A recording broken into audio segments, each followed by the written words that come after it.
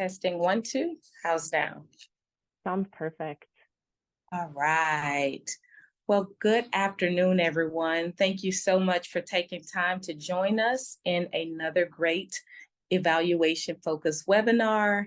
Today's title of the webinar is Utilizing a Partner-Centered Approach with Qualitative Methods to Evaluate Community-Based Projects. Before we get started, we want to let you know that we will have interpretation today, and we're excited and thankful to have two interpreters with us today, Maria Pape and Natalia Rivera. If you're interested in accessing one of our Spanish channels or the English channel, you can click on the globe icon at the bottom to access one of the channels. And I'll give you just a moment to do that. Okay, and I also just want to remind our presenters today to be sure to speak slowly and clearly, giving our interpreters time to interpret. So with that, we're going to go ahead and get started. And I am Dr. Dana Hunter. I serve as an investigator with the Arizona State University Office of Community Health Resilience and Engagement. And I'm just excited to be here today to serve under the leadership of Dr. Mary Ellen Brown, who is just so passionate about this work. And we're also excited to do this work alongside WASEP as well. Today we have two presenters. We're so thankful to have Dr. Juan Barthelemy and Dr. Colleen Sinclair, who will be joining us to share some of their expertise. And so before we get into a little bit about them, I'd like to turn it over to Liz, who will go over some codes of conduct and other information for you all. Liz?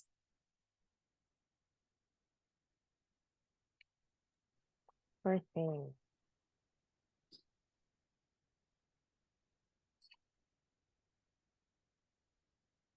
All right, so here is our code of conduct for today's presentation. I'll highlight a few important things to remember. You're welcome to introduce yourself in the chat and share what organization you're working with. Please use the Q&A throughout the presentation to post questions and, if possible, to whom you are asking your question. And lastly, please take care of yourself. If you need to step away for any reason, please do. A recording of the webinar today will be uploaded onto AMP.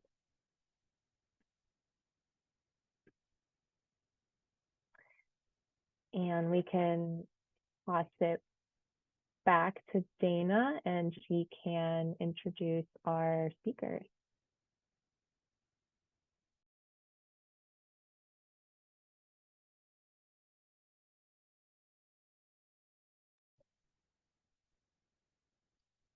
Thank you, Liz. So just to tell you all a little bit about the CCR project. CCR is a CDC initiative launched in 2021 to support the training and development of community health workers to strengthen community resilience and address health disparities to fight COVID-19. Through a cooperative agreement, Arizona State University's Office of Community Health, Engagement, and Resiliency is one of two organizations chosen to provide training and technical assistance to the 60+ states, localities, territories, tribes, tribal organizations, and health service providers whose projects were funded through the CCR initiative. Next slide, please. Dr. Colleen Sinclair, we're so thankful to have her. She actually works for Louisiana State University, our alma mater, mine's and Dr. Brown's. So prior to Dr. Colleen joined Louisiana State University Social Research and Evaluation Center, SHREC as we call it, in 2022. Prior to coming to LSU, she was She was a tenured professor of psychology at Mississippi State University, where she also directed the Social Relations Collaborative at the Social Science Research Center. Colleen has worked on a number of projects, primarily focused on antisocial behavior and intergroup conflict, funded by the Department of Defense, Department of Corrections, and the National Institute of Justice. She is a mixed methods researcher at heart and is committed to using science to make a difference. Our next presenter will be Dr. Juan Barthelemy. Dr. Juan J. Barthelemy has nearly 20 years of practice and experience in working with at-risk American youth. Dr. Barthelemy's research focuses on community engagement with strategies to reduce juvenile violent crime. He's been funded to conduct research focused on community capacity building, violence intervention development and implementation, and monitoring the effects of group violence reduction strategies on homicides and other violent crimes. Dr. Barthelemy, I'd like to say, is also a dear friend of mine and Dr. Brown's, and a former colleague at Louisiana State University. So we are so thrilled to have both he and Dr. Sinclair with us today to share their expertise on qualitative research methods. At this time, I think we'll go ahead and hear from Dr. Sinclair. I'll go over the research agenda or the webinar agenda really quick, and I'll land acknowledgement. But Dr. Sinclair is going to start us off to talk about the research and evaluation planning process.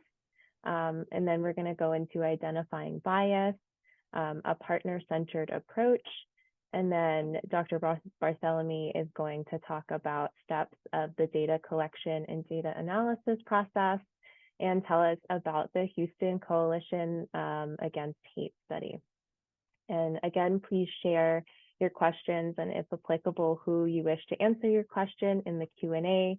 We will have 15 minutes at the end of today's session to address any questions you have.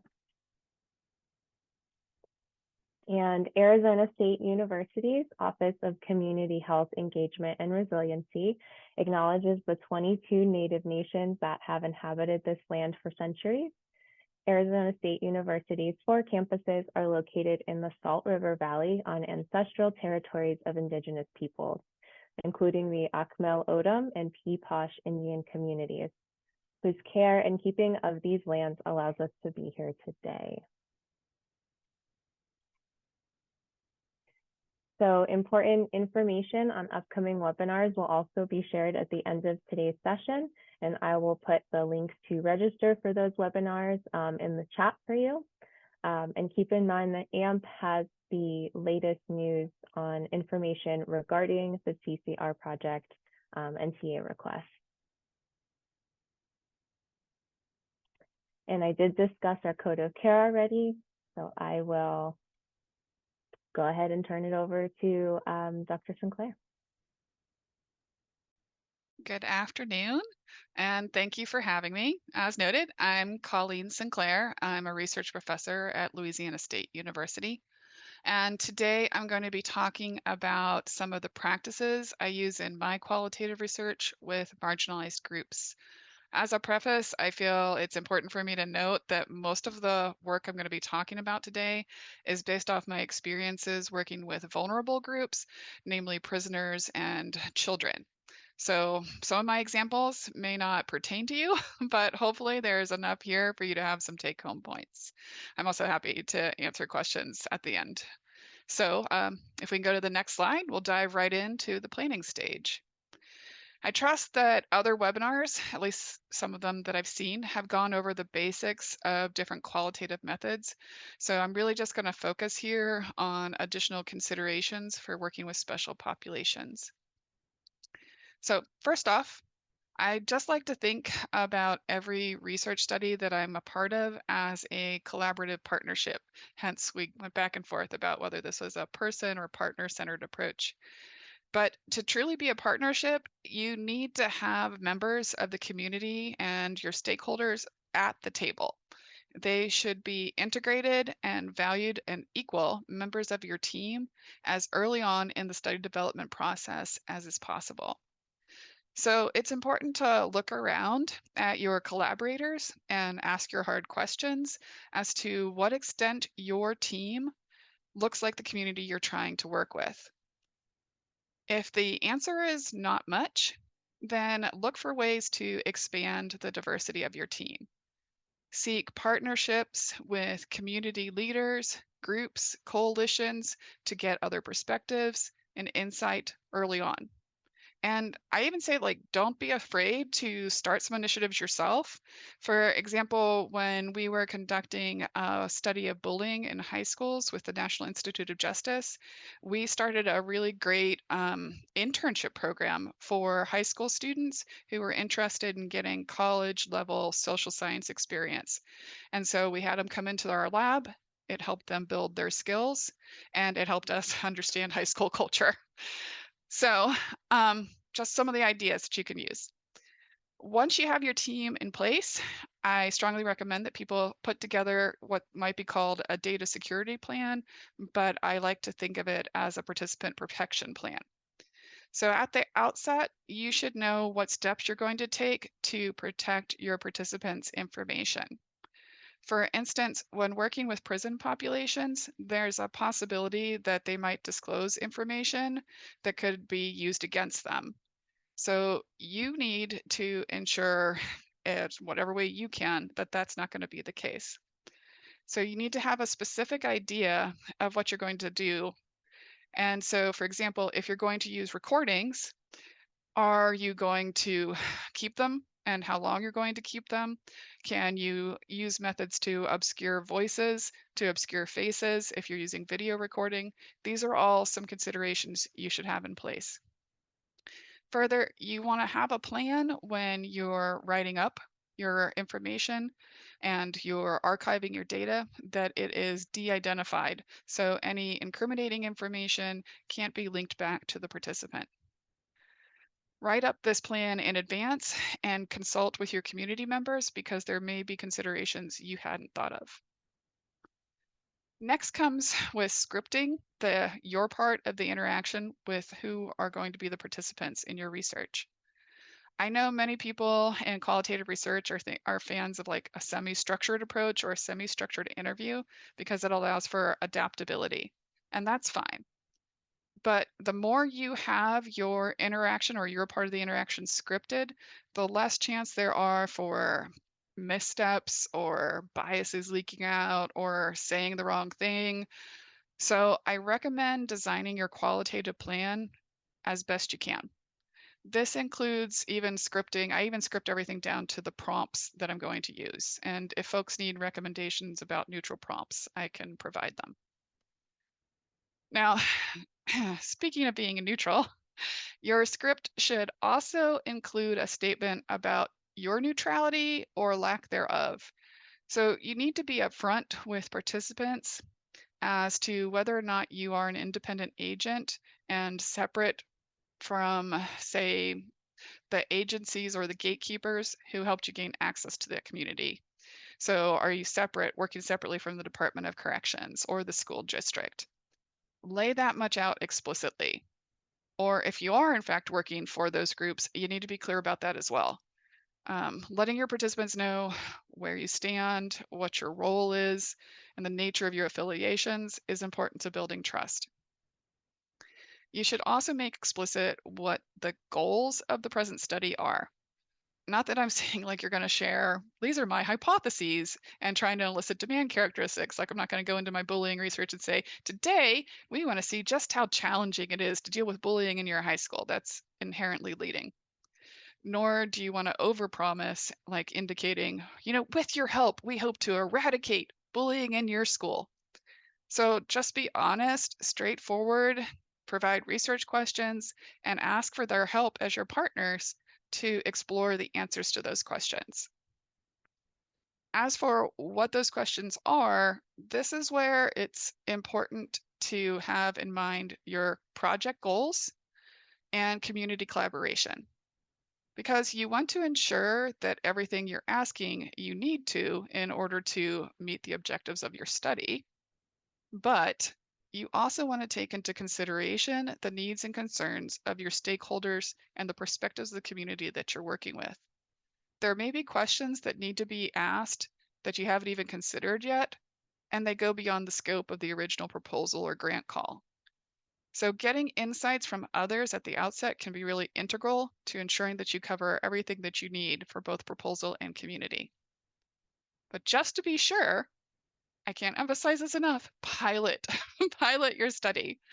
Now, I know in qualitative research that sometimes samples are small and hard to come by, and each one is like a precious jewel that you don't want to waste.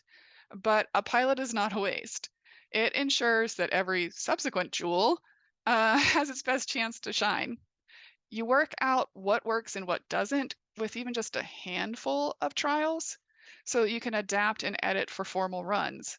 And just because some content was a pilot, it doesn't mean that it can't be used in your end analysis. You just want to note that some of the data was collected as part of a pilot.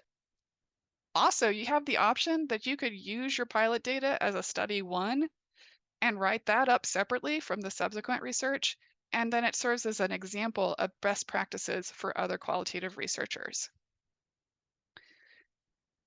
Once you have your script in hand, you should go and forward and also consider what the proxemics and the physical environment are in which you're conducting your study.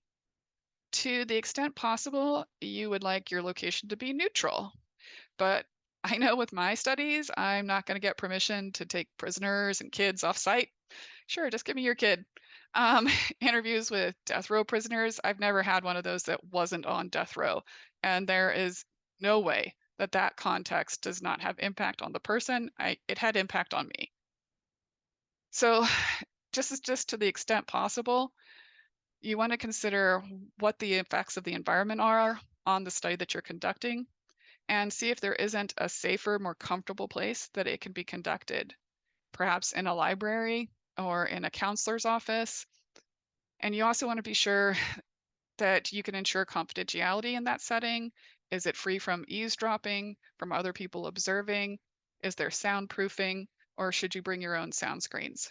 Again, it should be all part of this overarching participant protection plan because protecting the information that they are trusting to you is really imperative. Further, as a side note, just with like working with kids, I encourage researchers to get on their level, not just with ensuring that your questions is in a language that's at their reading level, but also physically think about sitting on the floor. Now, I know like my back doesn't always appreciate when I do that, but my butt does because my adult butt doesn't fit into their child seats. Um, so it provides that advantage, but also you're able to look them in the eyes.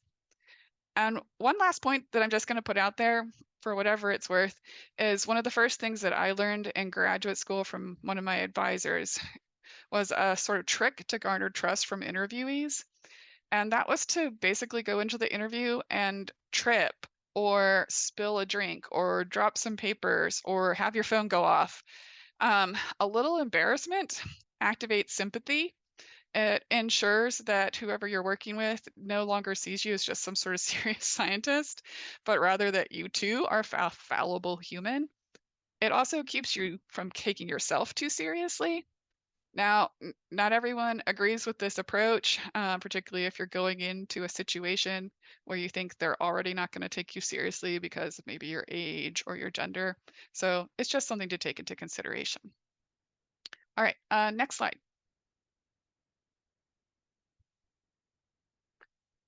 So now I want to move on to some personal reflexivity. It's important to reflect on your perceptions and how they shape your motives, your plans, and your interpretations in your qualitative research. Unfortunately, when I was preparing for this talk, I went back to my qualitative methods books to try and look for recommendations about how you should engage in this process. And sadly, the texts were frustratingly vague, saying things as insightful as a researcher should suspend their judgment, because it's clearly just that simple. We can just all flip a switch, magically subjectivity is suspended, right? Um, If only, but sadly, no. It takes some work on our behalf. First, you might want to examine your motives for why you're even doing the work that you do. If we can bring up the insert picture that I have. In social psychology, we have a certain term for individuals who perceive that it is their duty to enlighten the masses. They believe that they have so much valuable insight into the problems of the world, and they know just how to make the world a better place. You might think this sounds like a narcissist, but when it comes to social issues, we call these individuals social vigilantes. They think they know more and better, but when it comes down to it, and we actually put them to the test, they don't. In actual research studies, where we look at the knowledge level of self-identified social vigilantes compared to others, they don't get more of the facts right. Further, when it actually comes to taking action, while they talk a big game about wanting to change the world, they are, as my very Texan grandfather would say, all hat and no cattle. They aren't there to do the hard work. They're there to maybe post on Instagram that they did work. So generally, if that's your leaning, applied research with marginalized populations is probably not for you. You're not the expert on someone else's experience. Now, if you are here to do the work, this includes work on yourself. And this requires acknowledging that we all have biases. Unless we grew up in the woods like Nell, we exist in a society where we heard, saw, and learned all sorts of things, good and bad, true and false, whether we wanted to or not. Now, you can't help that you know all these things, but you can help, one, whether you actively try to unlearn that misinformation, and two, what information you're going to let influence your interactions. So, what I recommend here is that you first do a deep dive into the history of the relationship between science and the population with whom you're going to be working. Yeah, this can be hard. A lot of this is ugly, but it's rewarding work to do this sort of investigation. Knowledge is power, especially in this day and age when there are blatant attempts by different political groups to suppress or whitewash parts of American history. So even if you think you know all the facts already, challenge yourself to go find more. Go get a new book, go watch a new documentary, or both. Because even if it's repeating some of the knowledge that you already had, that is reinforcing and further countering misinformation you might have learned previously. It's also worthwhile to attend more trainings like these. I don't pretend that in 30 minutes that I'm going to disabuse you of all of your notions. So I'm afraid a bit of the onus falls on you to continue to pursue additional education and training. We should all always be striving to attain our egalitarian ideals, but should always consider ourselves a work in progress. No one is without biases, not even the Dalai Lama, who I quoted here. And you can pull up the little slide that I added. Even the Dalai Lama has had to apologize. So, for example, I knew that going into my field that I held biases against sex offenders. Not only did I grow up in the era of satanic panic and the birth of the sex offender registry, but I also worked with victims of sexual violence starting from when I was 14 years old and volunteered in my first battered women's shelter. I then continued to work on rape crisis lines throughout my college career, even serving as a victims advocate for rape victims in Colorado. So I knew that going into doing research with prisoners that I had to work on combating my own preconceptions about what I thought I knew about sex offenders. For instance, I had to actively seek out information to counter things that I'd heard. Throughout the 90s, I'd heard that we needed a registry for sex offenders because they had the highest reoffense rate of any criminal. However, once I started looking for the actual data to back up this information, and I looked hard, I found that I couldn't find it. In fact, all the studies that I found uh, identified that, in fact, sex offenders were some of the most receptive to rehabilitation and had one of the lowest recidivism rates compared to other offenders. So that was me battling my own pre existing cognitions. However, I still knew that going in I might have a hesitation in working with this particular population because it was going to take me time not just to combat the cognitions that I held about this group, but also feelings I held about them. But I have to do that in my own time. While research shows that it's important to have intergroup interactions in order to challenge those feelings, doing so during the data collection really just isn't the place. That's not the goal of the study. It's not for you to work on your own biases. So if you still feel like you have negative feelings about a particular group, it might be better to be honest with yourself and call on collaborators to do the data collection. Preserve the integrity of the study and the respect for the participant. This is another place where pilot testing can be so integral. I encourage everybody to conduct video recordings of their pilot tests. And I'm not just talking here about recording the participant, but also record you as a researcher. Why this is important? Because whenever we're feeling levels of discomfort with certain individuals, it shows up in our body language, such that when like third parties observing the recordings of intergroup interactions can see discomfort that you might not even be admitting to yourself. So you may have to, in fact, practice body language to use in your qualitative work. I know it's sort of overused, or you say you should lean in, but that is one of the ways, the cues that we have to indicate to somebody that you're actively listening. Further, one of the ways you can trick your brain is into feeling a sense of similarity is by mirroring another person's body language. Now, you don't want to mirror like indicators of discomfort, like leaning back and crossing your arms, but you could practice subtly mirroring nods, lean-ins, leg positionings, and we touch our faces a lot, and so you could sort of do the touching of the face as well. It's one of the ways that we use our mirror neurons to how play upon how our brain processes that we're in sync with someone.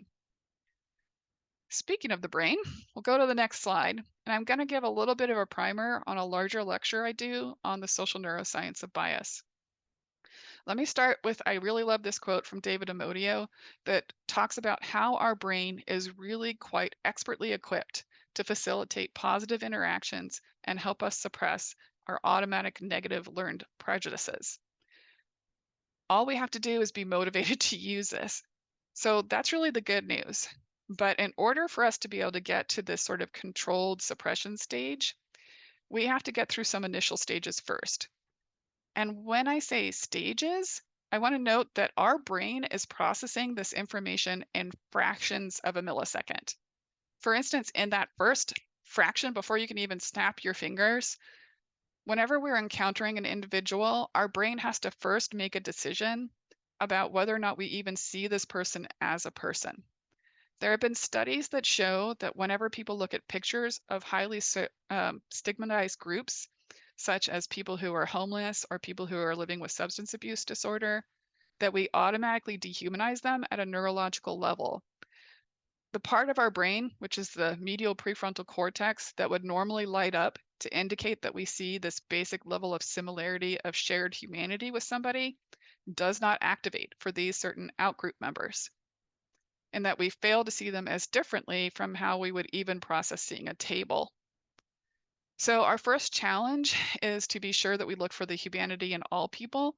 And I know that sounds like some sort of bumper sticker, but for some groups, you may need to actually remind yourself.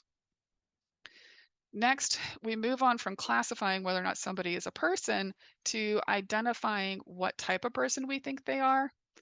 And this is a process we call social categorization. It's automatic, it's inevitable. Really, our brain just classifies all things. Our brain is always looking for shortcuts, and classifications is one of the ways we do that. So we classify people from things, we classify fruits from vegetables, we classify people based on an array of different sociodemographic variables that our culture has determined are important. When you come down to it, this is where folks who embrace this so-called colorblind ideology make a misstep, because what they're trying to do is allegedly prevent themselves from engaging in this automatic process of categorization. And so what they actually end up doing is exhausting all these cognitive resources trying to stop a procedure that is like this. And so their brain technically gets stuck like a record on skip, where they're just simply trying to repeatedly deny what is right in front of them and what their brain is telling them, such that research shows that people who embrace a colorblind ideology actually end up coming across more biased in intergroup interactions than even blatant racists. So let's just stop pretending. Once we have placed people into what we think are their social categories, it sets off a sort of mental cascade of associated schemas, where our brain tries to tell us all these things that it thinks we should know about this person based on their social categories. So it's sort of like the moment you hear somebody's a vegetarian, it automatically sets off a number of associations about things you think you know about vegetarians. This is where all the things that we've learned, whether true or false, whether things we picked up along the way or actively sought out information about, comes out to play. And unfortunately, this means that it also basically means letting your own little bigoted uncle come out of your brain to have a say so that then you can go through the controlled process of rolling your eyes and reminding yourself of all why the assertions that you've heard him make over the years are just plain wrong. So this requires acknowledging rather than denying that you know this information so that you can effectively discount it. So much of this process happens so quickly that we really don't have a chance to stop it at an earlier stage. But truthfully, we need our brain to play it out in order to get past these automatic stages to get to the part where we do have control. And the good news is that the more we practice countering the misinformation and the prejudices, the more automatic that process becomes as well. Thus, instead of getting upset or anxious when we maybe believe something we think we shouldn't, or we said something we think we have a mistake about, like with the Dalai Lama, we should take that regret as an opportunity to learn from our mistakes. After all, you can't go backwards and undo what you already did or said or believed. All you can do is decide how you're going to go forward and do things differently. Once you've confronted these preconceptions that you hold about a group, then you're going to be better able to work with individual members of that group. And it's important to think about them as people and individuals. In those interactions, I have some additional recommendations for how to proceed. First, you want to ensure that you actually obtain informed consent. Particularly with the research that I've conducted, I'm often working with individuals who may not have had a lot of volition in consenting or refusing to participate. For instance, I've usually had to gain access to them through gatekeepers such as school or prison administrations, parents, wardens. As such, it's really important to me that I, in the session itself, give the individual the option about whether or not they really want to do this. I inform them what the goals of the study are. I ask for their assistance to reach those goals, but then I make it clear that they're not required to participate. And if there are any concerns that the administration is going to look at them negatively for withdrawing, I say, you know what? We can just hang out here for an hour. I usually have alternative activities for them to do, and I just give them their agency. Next, I make sure that the beginning of any script includes some sort of icebreaker, getting to know you question, so that I can learn some of that individuating information about a person to break through those simple group classifications. Now, some folks are advocates of a contextualized approach in qualitative research. And so if you have information about people in advance, like I'll maybe have somebody's prison record, and you think it would be worthwhile to read and learn about them before you go in the room, then great. But just make sure that if you're doing that, that you're considering why you're trying to learn that extra information. What are your goals in learning that extra information? And so it shouldn't just be because you're curious. It should be clear that you know how having that information is going to inform your process and make for a better interview or focus group. But also be aware of whether or not this information could bias your perceptions. Once you've got a sort of introduction going, then you need to refocus on what the goals of that study are in the moment and be appreciative of their willingness to help on the endeavor. Really, every time I go into a study, whether I'm talking to mass murderers or fourth graders, I really just honestly feel so lucky to be even having this chance to talk to different people. Our society is often so segregated. So while this individual may have wildly different experiences and perspectives from me, I can't help it. I just really want to hear what they all have to say. I just want to know, perhaps because it's so different. So if you go in with that sort of gratitude, even for folks where they may say things, because again, I've worked with prisoners where I sometimes felt afterwards I might need a little bit of a mental cleanse. I know that the answers that I'm getting are going to help towards a larger goal, so I'm still grateful. You also want to be mindful about asking people about potentially traumatic events. So be sure that you have sufficient training to approach the topic sensitively and remind the participant again that at any time they are free to say, I do not want to answer that question. And definitely be grateful for the individuals who are willing to proceed anyway, because the information that they're sharing has a cost for them. I also wanted to acquaint people with a little bias that we all carry called the empathy gap. And I gave Elizabeth a link to a YouTube video for people to watch to learn about this. But it is just naturally harder for us to empathize with individuals we view as belonging to a different group than us, what we'd call an out group. For people who are like us, part of our in group, it's automatic. Our interior insula lights up. Sorry, brain nerd. But if we perceive a divide, whether that is a research participant divide, whether it's a political divide, whether it's a race divide, the more we see the participant as them and not us, the less likely we are to automatically experience empathy. So empathy then becomes a choice where we actively have to try to understand where they're coming from, identify similarities, and read emotions. The good news is, again, your brain loves goals and focus and having tasks and things to do. So it really likes this idea that you are going to work to overcome our automatic biases. You can practice overcoming the empathy gap by studying videos of interviews with members of the community you're working with. Whether the videos are from your own study, from documentaries, or even on TikTok, you can try focusing on what emotions they are feeling with each change in facial expression. In particular, things to work on, we seem to really struggle with identifying when others are in pain or when understanding when people are experiencing mixed emotions, so more than one emotion at the same time. Next, it's important to go into each interaction with respect for the person. Too often, the scientist participant relationship in marginalized communities has been exploitative. So, one of the most basic steps you can take as a researcher to counter that is to go in and provide respect. Respect for them being there, respect for what they're offering you. As I'm often dealing with groups who they feel no one's really listening to them, you can show them differently with active listening techniques, selective note taking, or prompts for expansion on points that you thought were interesting. Further, at the close of the interaction, you can employ a reconsent process where you again give participants the chance to erase their record. After all, they didn't necessarily know at the outset of everything they were going to say. They might appreciate the opportunity to hit the proverbial undo button. So I always give participants the option at the end of a debriefing, stressing no hard feelings if they decide to hit delete, but also gratitude for their time.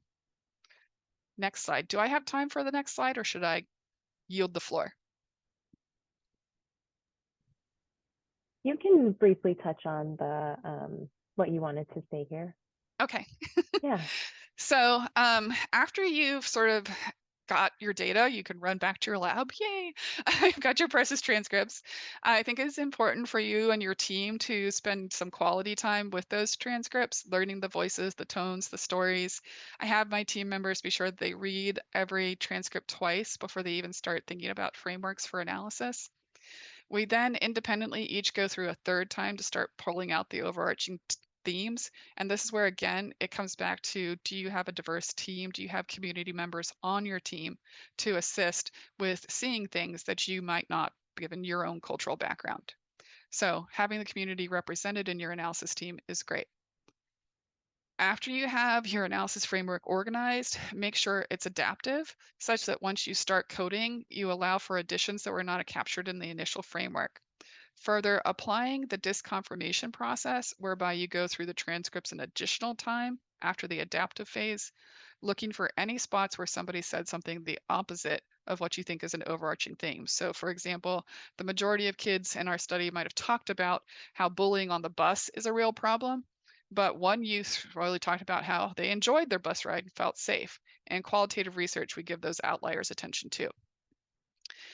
If you're analyzing your data also through this lens of diversity, I strongly encourage that people ensure that the lens that they're applying is theoretically important so that you aren't just looking at gender or race differences just because, that you actually have a strong rationale about why you're doing so.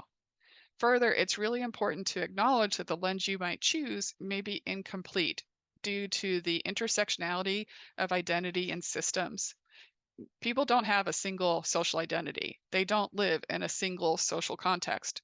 So proceed with caution about presenting the individual voices as spokespersons for a group. In your write-ups, you also want to apply that protection plan that you have in place to de-identify data, but at the same time, it's important to represent the stories of the people who shared them with you. So consider including pen portraits in your work that capture some of the individualizing backgrounds of your participants. Once you have your draft, hopefully you have community members with whom you can share it for input. Some researchers use a member checking approach where they actually do take the write-ups back to the participants, but this is controversial as many people might not like what your take was, or you may regret something that they said or have other motives about how they want to be presented. I know, for example, some of the white supremacists I have in studies probably wouldn't like some of our write-ups. But we do have connections with former extremists who we can run the write-up by. Lastly, as you get ready to send off your analysis, whether it's a report, a blog, a journal article, it's important to consider what the consequences of your conclusions are going to be.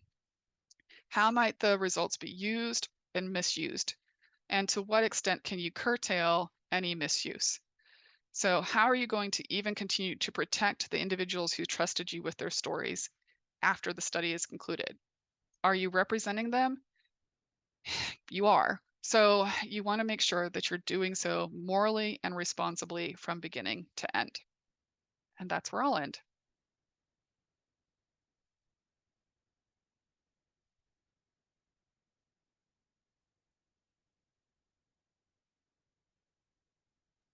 Should I introduce Juan? Yes, please. Okay. Juan, the floor is yours, Dr. Barthelemy. I didn't know we also had a mutual LSU connection.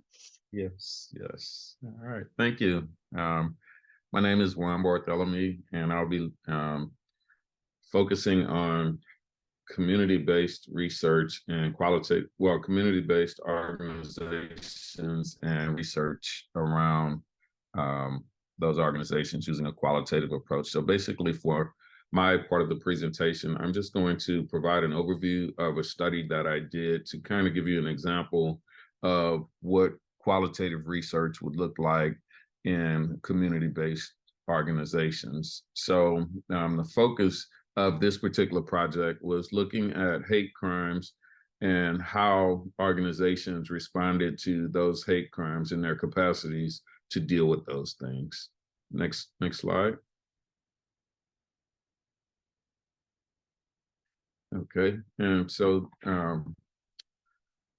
Dr. Sinclair provided a really good overview of the qualitative research process. So I'm just going to highlight some basics before I get into my project. And so looking at data analysis procedures for qualitative research, it would start with preparing the data for analysis, and some of the tasks associated with that include organizing documents and visual data, transcribing the text, and preparing the data for computer analysis. And, again, one of the things that Dr. Sinclair highlighted was the importance of forethought before you actually do your research, thinking about what it is that you're trying to do and wanting to accomplish with your research. And so just in terms of the data collection portion of it, you want to be really intentional about how you go about collecting your data, making sure that you test your equipment beforehand, especially if you're using recording devices. Sometimes you think that, it's going to be pretty straightforward, and Murphy's Law can always come into play. Things that seem simple never go according to plan. So making sure that you've tested your equipment and making sure you have a backup plan in the event that that doesn't work out. Transcribing data is very difficult when you don't have clear audio, and if you have very low audio. So making sure that when you're using whatever recording devices, you have the proper microphones, it's positioned correctly to be able to capture the data that you're receiving. Exploring the data, reading through the data, writing memos, and developing a qualitative code book. And so again, sometimes when you're reading through the data, everything can be taken within the context that it was meant when you collected the data. So making sure that not only are you looking at things, but understanding the context in which the person responding was speaking through. And when you talked about member checking, that's important to consider as well. Sometimes people may use colloquialisms or speaking of vernacular that may not be understood by some of the people on the team. So having a diverse team can help to address those things. Writing memos is particularly important because sometimes you have a protocol that you've established, but as you go through your data, you may identify things that you hadn't considered when you started collecting the data, when you started your research project. So as things come up that are outside of your initial plan, then you can write those things down. Or if you see some data that stands out to you, jotting a note down about that, the process that you were going through, how you interpreted it, so on and so forth, because these are important things to come back to as you complete your data analysis and your interpretation of your data. Developing a qualitative code book is important because this allows other people who are not part of the research team to be able to look at what you did, and makes it understandable. And it also develops a protocol that someone else could replicate the work that you did. And sometimes when we're doing research, we're fully immersed in it at the time of the research. But then when we have multiple projects going on, we may put something down and come back to it later. And so having a code book serves as a reference guide so that we can look at the things that we were doing in order to understand what we intended by it. Then I'll move through the rest a little bit quickly. It's pretty straightforward in terms of the research process. Analyzing the data, we have to code the data, assign labels to codes, or identifying themes in the data. Interrelated themes or categories are abstracting to smaller set of themes and using qualitative software programs. For the particular project that I'm going to talk about today, we use Deduce, which is one of many software projects available to qualitative researchers. And we also use Microsoft Excel to quantify the codes that we were able to identify.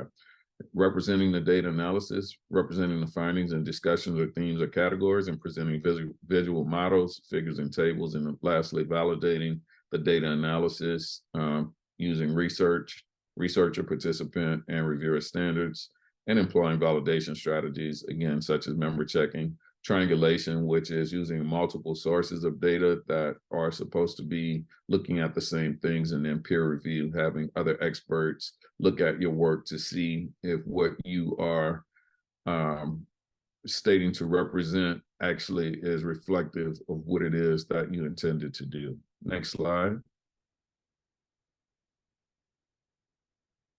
Okay, so the Houston Coalition Against Hate, our overarching research question was, how do community-based organizations currently respond to hate crimes? And the aims of this study were to assess the current response capacity of identified community-based organizations, learn about the type and strength of identified relationships between community-based organizations.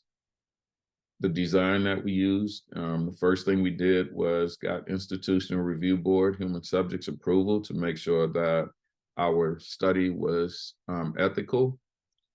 participant recruitment, we used a propulsive sampling approach where we identified organizations in the community. And once we identified some of the organizations that met the criteria, we asked them if there were other organizations doing similar work that we hadn't considered that we should reach out to. We use semi-structured interviews. Basically, we started off with interview questions. We developed 12 questions. And as we went through our research protocol, we developed prompts, or we used prompts based on the ways that different organizations responded. And because we looked at different sized organizations and different types of organizations, we had to be flexible to adapt the questions to the types of organizations that we were interviewing. And then lastly, our qualitative analysis, we used an inductive approach, which basically means that we didn't go in with any hypotheses or preconceived ideas about what we were going to find. We let those things unfold as we went through the data collection. Okay. Next slide. In our participant recruitment, we identified 10 community-based organizations. Well, we had 10 community-based organizations actually participate out of the organizations that we reached out to. We also had 3 law enforcement organizations participate. Of the 10 community-based organizations, there were 24 participants from those organizations. And of the 3 law enforcement organizations, we had 4 people participate. Next slide. In our data collection process, due to COVID, we had to change our research approach. Initially, we planned to do face-to-face interviews, but as a result of COVID, we had to change that to virtual interviews. So we were able to use the Zoom platform. Each participant provided consent to participate and to be recorded. 2 or 3 members from the research team conducted each interview. Interviews lasted approximately 40 minutes to an hour, and completed interviews were saved on Zoom and then downloaded to a secure computer until they were transcribed. Once transcribed, audio interviews were deleted from Zoom. Next slide. Our data organization and analysis. So again, we used the Deduce software when we uploaded the transcripts into Deduce, and this was used to code the data. So team members read the transcripts and assigned themes to the data. Team members met regularly to discuss the identified themes that emerged in the transcripts. We reached a consensus on the major themes that emerged from the data.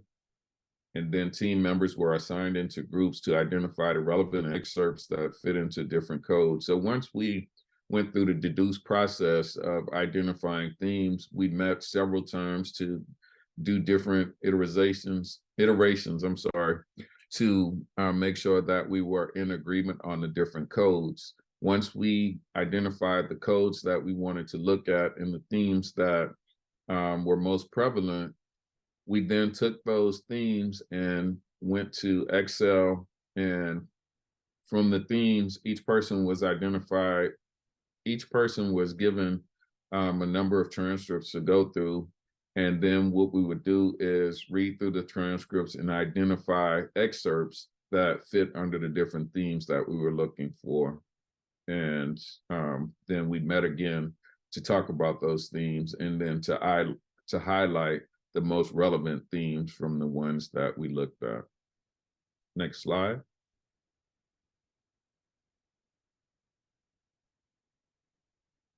All right, so one of the first things that we identified from our research was the definitions of hate crime. So we wanted to know whether or not organizations had their own definition of hate crimes. And so if there was a universal definition used by the organization, and if the people within the organizations were familiar with whatever definitions was used by the organization. Some of the responses included the following.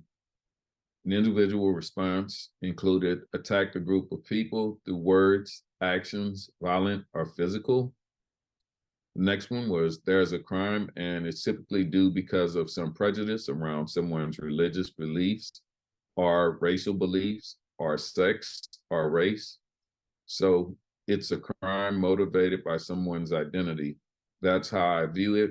And I'm making a big assumption that like everyone in our team understands that the same way.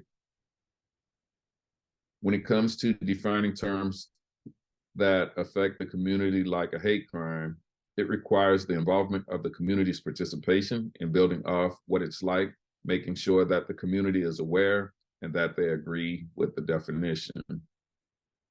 Okay, next slide.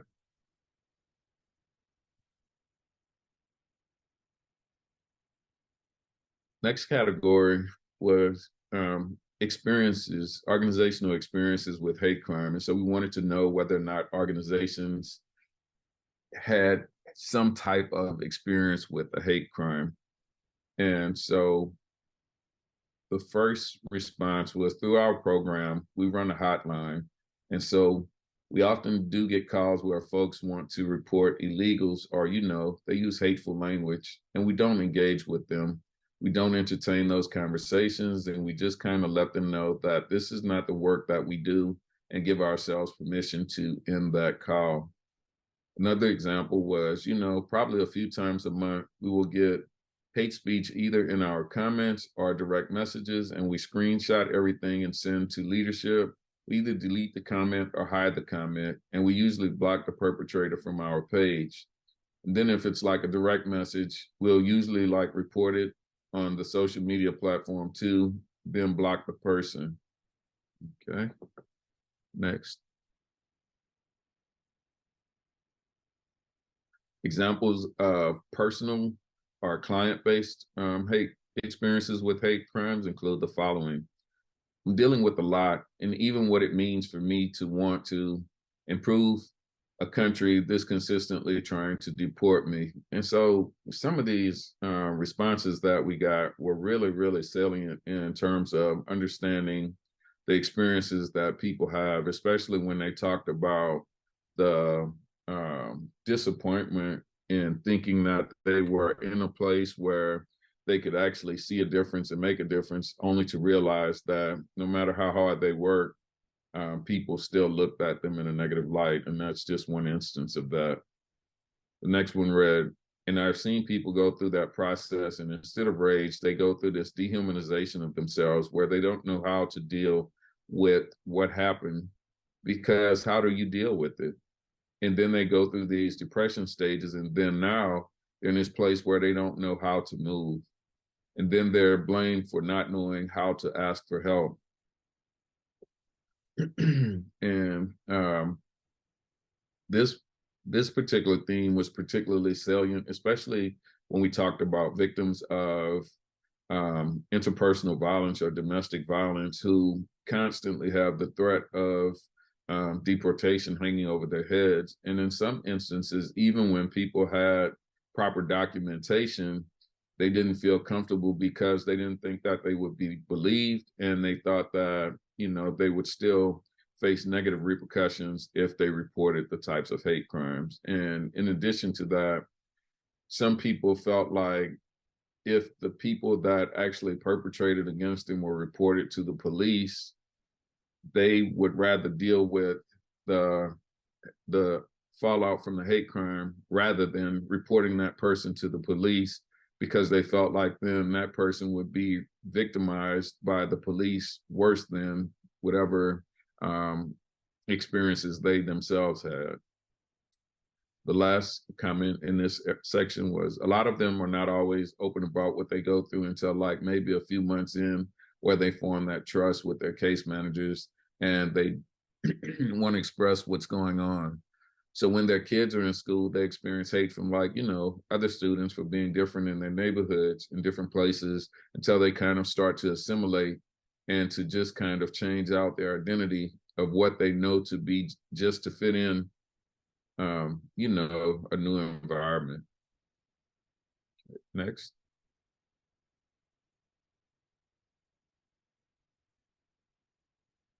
So after we talked about the different experiences with hate crime, we were interested in understanding how organizations were prepared to respond to hate crimes in instances where um, someone reported it, be it a client coming in, participant coming in, or someone who worked in the organization, or if it was directly um, targeting the organization.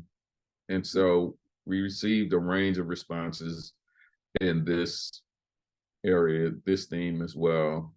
One included, no, we don't have like a playbook in that case. It would be if someone came into our reception and said, someone just hit me and called me a racial slur or a slur against my sexual orientation. There would be, I think, the receptionist would just be calling like who they know to call. I remember that they had previous professional experience in this area, but it would really be, I think, calling individual people, trying to figure out what to do. I think our program, having done this work, has a strong understanding, but I do feel that other programs not doing this work every day could benefit from training on how to troubleshoot community members coming in with trauma, whether it be a hate crime or not, and just how crisis management in a way that's calm and can be supportive of the community member coming in and seeking that assistance. Okay. Next. Influences. Not saying something is saying something.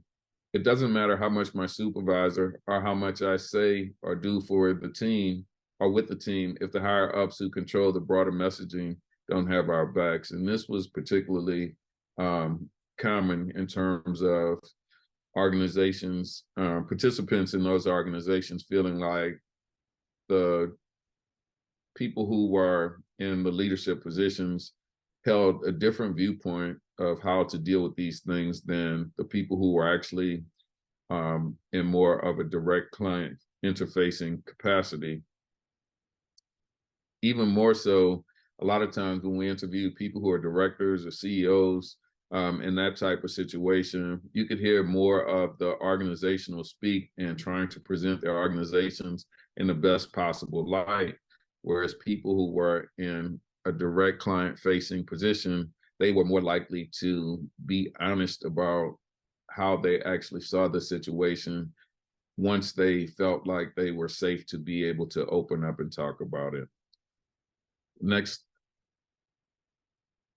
theme is, or the next response is, the Trump administration was pretty effing terrifying for everyone that lived through it that serves any of these communities. And I know even when it was like, I censored myself because we had federal funding for the services they provided.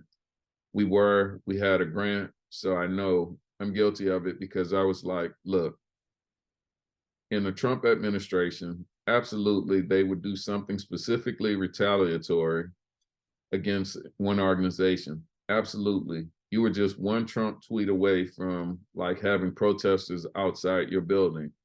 So I definitely was censored in the Trump administration. I think that the chilling effect reached everyone. Then one person who was probably someone in a leadership role stated the following: I think we've got enough to do, that, we need to be very clear about what our mission is and stay in line with our mission. Obviously address anything that could interfere with our ability to do our mission, but our mission, I don't think, is to combat hate crimes. I don't think anyone would say that would be our mission. Okay, next. Some of the barriers to reporting included some participants who had negative experiences with law enforcement in their countries of origin. They were traumatized and they just viewed law enforcement negatively and were very, very reticent about reporting anything because they felt like they would, be re-victimized in many different ways. Historical trauma, people who had seen things happen to other people, it may not have happened to them directly, but just seeing different hate crimes that have happened over time have affected people in different ways. And here in Houston, we have a lot of people who are undocumented, and documentation status really played a role in whether or not people were willing to report any types of hate crimes, to the point where some of the caseworkers or social workers who actually participated in the research stated the following. They stated, us working with law enforcement would be analogous to malpractice. What message would we be sending to our clients if they saw us engaging with law enforcement when we know that law enforcement doesn't mean them any good at all? And that was a theme that was interwoven throughout several of the interviews, which I had not considered before. And so that was something that really stood out to me. Feeling that nothing will be done. A lot of people felt like, police have demonstrated that they don't have the people's best interest at heart, and so they wouldn't do anything anyway. So they didn't feel the need to report things. Previous experiences with law enforcement, having negative experiences, just reduce the likelihood. And then lastly, fear of retaliation. Again, people who were in undocumented status felt like they could be deported, and they felt like because they had seen police call ICE, they've seen members of the court call ICE, or in some instances, perpetrators calling ICE, they felt like they would be putting themselves and their families at risk, as well as in instances where it may have been a known perpetrator, they also felt like there was a chance that the person may retaliate against them. And so it really took some convincing for them to feel comfortable enough to report things to police. Next.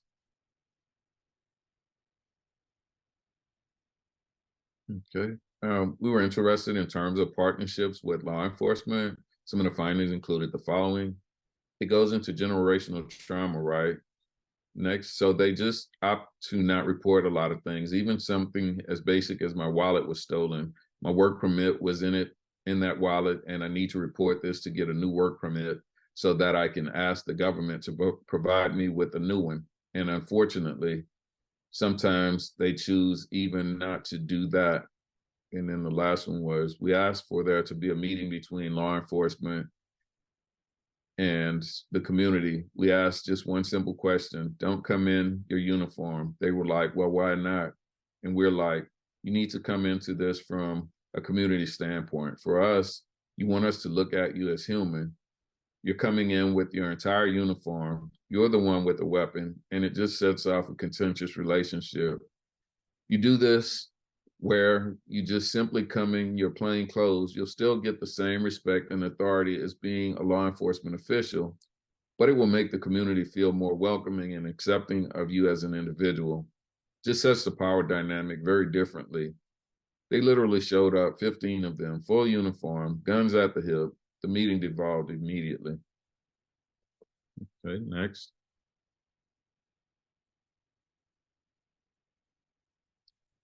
And I think I'm running out of time, so I'm just going to highlight.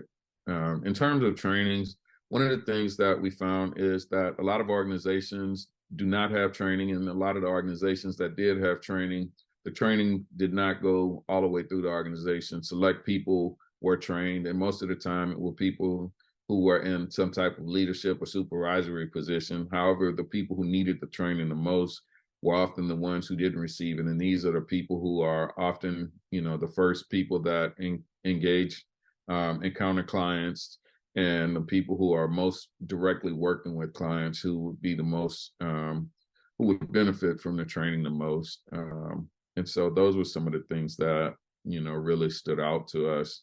People recognized the need for training. Other organizations indicated that they would like to provide the training, but they just didn't have the resources. And so we came up with some recommendations for them as well. Next.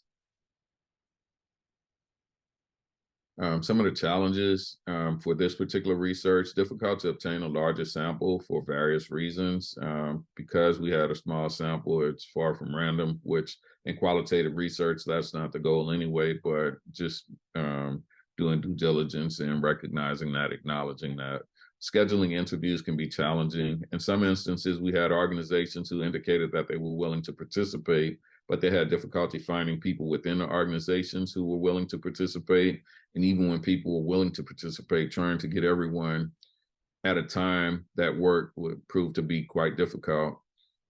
Some participants were guarded in their responses. They felt like they might say something that someone would recognize, and they didn't want to risk losing their jobs as a result of saying the wrong thing. And depending on the size of the organization and the type of organization, there were different relationships with law enforcement. As I stated, some organizations, larger organizations, provided space for law enforcement to come in and actually do trainings within the organizations, and other organizations didn't want anything to do with law enforcement at all, to the point where they were really resistant to even talking about it. Next. So with that, I will wrap up and open up to any questions. Thank you so much. Thank you to both of our presenters for sharing their expertise on these topics. I will open the floor to questions now. Feel free to post your questions in the Q&A if you haven't already. And I can give everyone a moment to do that. And I have some questions for our presenters myself, and we can start with Juan. What are some steps that community-based organizations could take when staff and community health workers experience hate while they're at work? Yes, and so the first thing is removing the threat. So making sure that the threat is no longer present, and that may be something as simple as calling security or calling law enforcement. The biggest thing is organizations need to start off with a protocol so that everyone in the organization knows how to respond and who it needs to be reported to. Reporting is very important because stats are kept on hate crimes, but a lot of times they're underreported. And as a result of it being underreported, a lot of even law enforcement organizations have different ways that they respond. And in many instances, they don't have a proper response plan in place. So just learning how to report it and making sure that these things are reported. And then I think it's very important to recognize that hate crimes, unlike other crimes, have an insidious nature in that they don't just affect the person who is targeted. It also affects people who share commonalities with that person and reverberates in a much larger way. So it can be meant to send a message to intimidate people or just to dehumanize people in many different ways. And so for organizations, it's very important to make sure that people get the emotional support that they need as well. And one of the ways that they can do this is by providing confidential counseling for not only the individual who experienced it, but to other people on the staff who may be affected by it as well. So those are some of the more basic things that organizations can do to support people who have been victimized by hate crimes. That's very helpful. Thank you so much. And if anyone has any follow-up questions, please feel free to post them. You're also welcome to come off mute if you wanted to ask a question. I have another question for Colleen. Do you think screening for any types of biases should happen before someone is involved in data collection? And then if we do recognize or identify any biases, are there any trainings that you would recommend? Okay. So I know a lot of people get referred to the implicit association test, and there is a link for that, a website on the Harvard University website. But here's one of the challenges with any test. Well, one, no screening is perfect. There are ways around them. But two, if people get a positive result on any sort of test, then they suddenly think that they don't have any work to do. And so they stop engaging in any controlled processes to monitor any biases that they might still be holding or lingering. And so studies actually show where we gave people false feedback about how they were doing good on being woke or unbiased or what have you. And then they actually performed worse in intergroup interactions than people we told had underperformed or were doing badly or still had biases. And so the moment you stop thinking that you have any work to do, the moment your brain doesn't work on it and all of those automatic processes go unchecked. So I just always say, like, everybody should just consider themselves a work in progress, and there's always more work to be done. And as far as different resources, it would probably depend on what group you were interested in working with. But yeah, certainly there are different books and training programs and the like, depending on the group that you might be interested in addressing.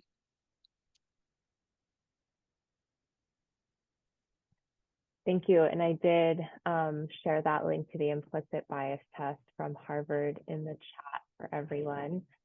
And we did have a question come in for Juan.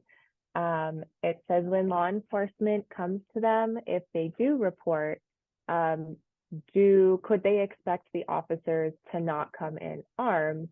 Or is it, since the officers are on the clock, they need to be armed because of any sort of policy?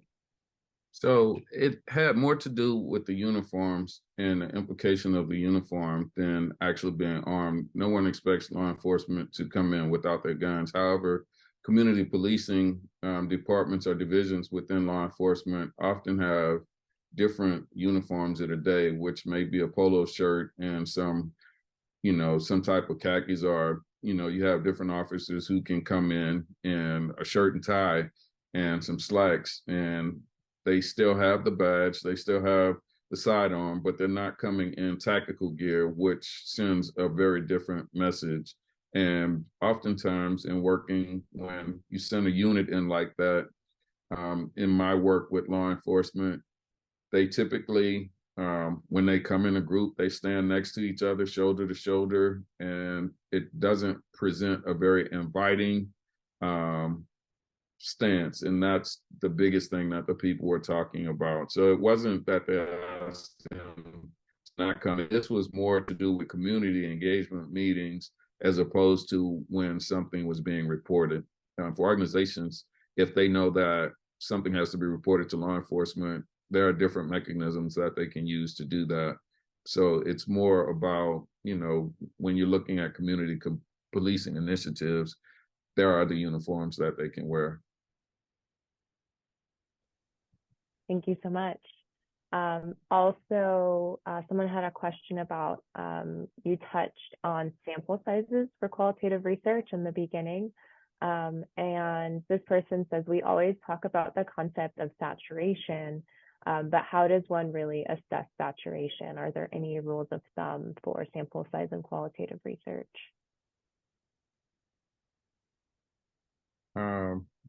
I'll ask Dr. Sinclair if she has a better answer than the one that I'm going to give. Yeah, of course. I mean, whenever I do a study size estimate, there are you can sort of do, there's an online power analysis basically that you can do where you put in the population size of what you're trying to generalize to in order to try and get what is a closest you can get to a representative sample for that particular population. Knowing that in qualitative work, it's harder so than like doing a survey, and takes more time. And so I don't know that I have any hard and fast rules in that regard. I always go for like as much as I can get, but I do use the online calculators to come up with an estimate of what I'm shooting for. Like our study with teachers right now, we knew that we were trying to generalize to 149 different teachers, our teaching sample. And so our desired sample size was a minimum of 70. And that's pretty similar to what I was going to say. What I've noticed in my qualitative work, and I'm a quantitative researcher by training, if I think it's important to note that, but in my qualitative work, a lot of times it's more difficult to get my sample size up. And so what I've also noticed is after you hit a point, like we just did another study after we got past 50, most of the responses that we were getting pretty much started mirroring each other. We were targeting over 100, which we eventually got to, but at a point, you do reach that point of saturation. Yeah, thank you both. Very helpful. And then just to reiterate what you said, Colleen, that was a power analysis calculator. Was that it? Yes. There's sample size calculators for online for estimating sample sizes based on your desired population, so the population that you're attempting to generalize to. Okay, thank you. Sure. And then it looks like we have one last question that came in that we have time to address, and it's about consent. If you have already collected data from someone and then they change their mind at the end about participating in the research, how do you account for that situation to be reported in the findings? So we're talking about the reconsent process. Yes, yeah. And then, perhaps you might have collected data from somebody and then at the end they've changed their mind. Is that something that you should address when you're writing up the study? Or how could you Yeah. talk about that and handle it? Anytime that I've ever offered this option, I should note I've only ever had one person take me up on it, and it was understandable. Um, at the end, as they disclosed some things they didn't intend to, and so I just hit delete, and I didn't record anything, and it was gone. And so whenever I report about participants, I can put in a footnote that's we go through the whole reconsent process, and then I could put in that X number of people elected to withdraw consent. Awesome. Thank you both so much. I think it looks like those questions were answered for our participants. And I would like to extend a special thanks to ASU's Office of Community Health Engagement and Resiliency, directed by Dr. Mary Ellen Brown, the CDC CCR staff, and our partners for their support and assistance with promotions and marketing, and both of our speakers and our staff members who assisted in making today's webinar possible. So our partners in Vision will be hosting a webinar on October 26th on CHW allyship. And I will share the link to register for that now in the chat for everybody. And I will also share a link if you would like to be added to Envision's mailing list, where you can find out about more learning opportunities. That is there as well. So this presentation was supported by the cooperative agreement funded by the CDC. Its contents are solely the responsibility of the presenters and do not necessarily represent the official views of the CDC or the Department of Health and Human Services. So everyone is going to see a short survey pop up on their screen once this webinar has ended. Please take a moment, if you can, to answer these assessment questions and let us know how you enjoyed today's webinars and provide any feedback on topics you would like us to cover for future webinars. If you have any remaining questions or comments, you can send them to Dr. Dana Hunter or Dr. Mary Ellen Brown. Thank you so much. And a reminder for our presenters, we'll hop onto another meeting to debrief after this. So I hope everyone has a wonderful rest of your Wednesday. Thank you. Thank you.